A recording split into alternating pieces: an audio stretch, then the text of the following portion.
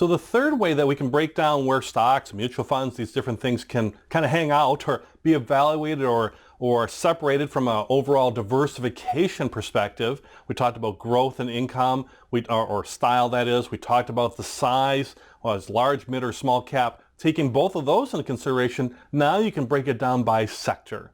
And what we really mean by sector is what part of the economy does this company belong to? What area do they play on? What is their primary business? Think of it, like this is the industry they're in. This is what we do. We're a retail sector, or we're in healthcare, or we're in financial, or we're in energy, we're in entertainment, whatever it might be. Think about, well, this is what they do. And it's important to compare companies inside their own sector and within their subsectors as well.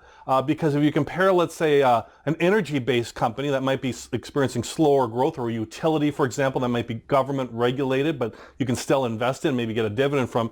If you're comparing that to a high-flying technology growth stock, it's not going to be a fair comparison in either way. You might say, oh, that technology stock's terrible. They don't pay a dividend like the utility company does.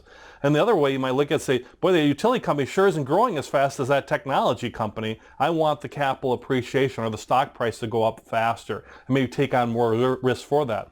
So that's why when you break it down by sector, each sector might have or industry might have things that are, or do have things that are particular to that industry, and you want to compare companies within an industry. Because you could have a utility company, for example, that might be very risky, almost like a growth stock within its utility industry versus others. Same thing maybe a little bit in technology or other fields. So when you're looking at things like ratios or fundamental analysis or qualitative analysis, evaluating the teams and all that stuff, you want to look at it within their particular sector or industry, and that's what we mean by sector. And then within sectors, you can have subsectors within that.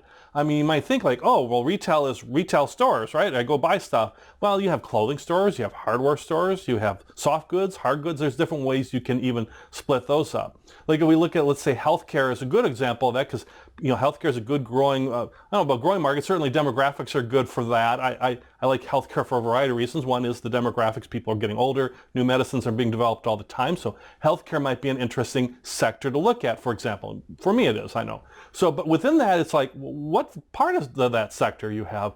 Pharmaceuticals, which is like companies like Merck or Pfizer, which make drugs. You have medical devices like Boston Scientific or Medtronic that make like heart stents and valves and different, actual devices that people put in their bodies to be healthier or to recover. And you have things like Amgen, which is a biotechnology stock, investing in biotechnology. And then you can keep going from there, from managed care and life insurance to hospitals to nursing homes, all these different ways that you can break out that healthcare sector. So within that sector, it's not fair to compare, let's say, Merck, who makes drugs, versus Medtronic, which makes medical devices. They're different industries with different things. They're still within healthcare, but they share some similarities around government regulation, demographics, people getting older, all that type of stuff. But their competitors and how they should be evaluated are different. So it's good to not only look at the sector, but then the subsector after that would be my strong recommendation when you're looking at sectors.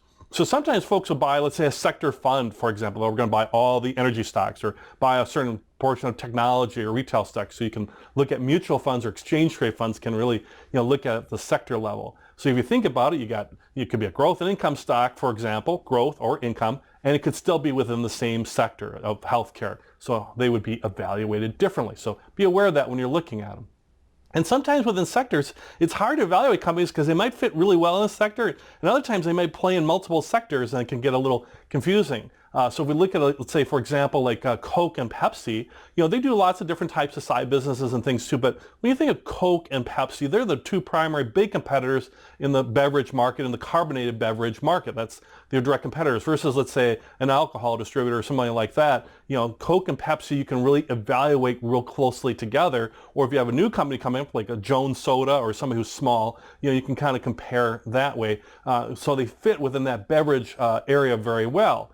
Versus, let's say, if you look at like Disney, how do you evaluate Disney? Now you might be thinking to yourself, well, Disney, they have the parks, right? I can go to Disneyland Paris or Tokyo or Disneyland in the United States and California or Orlando, Disney World. You go to a theme park, you ride the rides with your family, it's fun, that's Disney, right?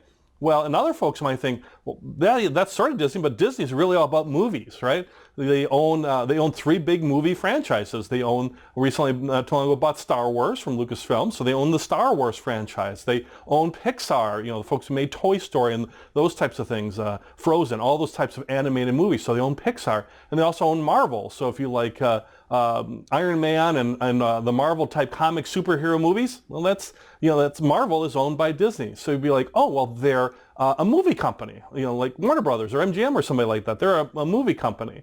And they are, but then they do theme parks, and there's some relation between them, but the business for theme parks is probably really different than the business of movies, and they own these multiple parts. So how do you evaluate Disney, and what are you truly investing in? You're investing in the overall company, but understand those different parts of the company might make a difference. Maybe the theme parks are going great, but something has happened in the economy or in technology, like streaming of movies and things of that nature, of people staying at home more, watching movies on bigger, wider screen TVs from a technology standpoint. So that might hurt, let's say, the movie business in the future, but maybe their theme park business does great. Or maybe vice versa, something happens with the theme park business, and Universal Studios opens up more places, and a direct competitor of the theme parks for their theme park business.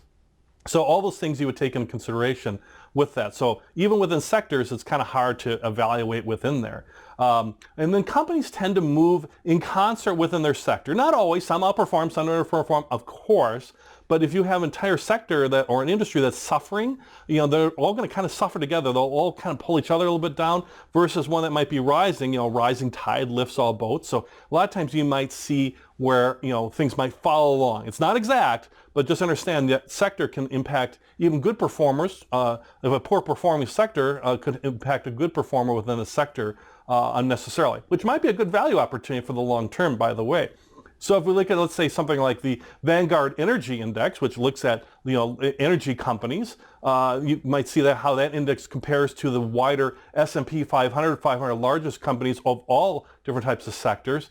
Might be a little variance, but if you're Exxon, an energy company, and you're part of that energy index, you're going to tend to move in concert with the index, and maybe not as much in concert with the overall S&P 500 fund, but even still, all those things go together, especially now that we're in a more global economy. Things will tend to kind of go together a little bit more than maybe in the past, where you could have one sector just do tremendous and another sector be bad, and the overall economy is bad, but somebody's standing out. You always have maybe some of that, but it's harder because everything's so intertwined now. So things to look at. So when you're thinking about your diversification and when you're looking at your overall stock portfolio, keep that in mind too. Maybe you've been buying dividend stocks and you like income from it, but you might look and say, oh my gosh, all my dividend stocks are pharmaceutical companies.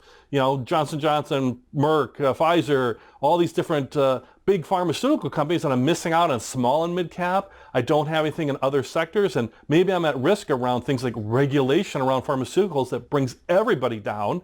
And then I'm like, oh, I'm exposed myself to more risk because I'm only in that one sector. So when you're looking at your overall portfolio, these are 3 big areas to look at. Look at the size, small, medium, large cap, the style, growth, income, maybe it's a value opportunity, and then the sector and the subsector, and understand where you can push to one side is great to get a bigger return, but you want to understand the overall impact of the different diversification, the different things that you own.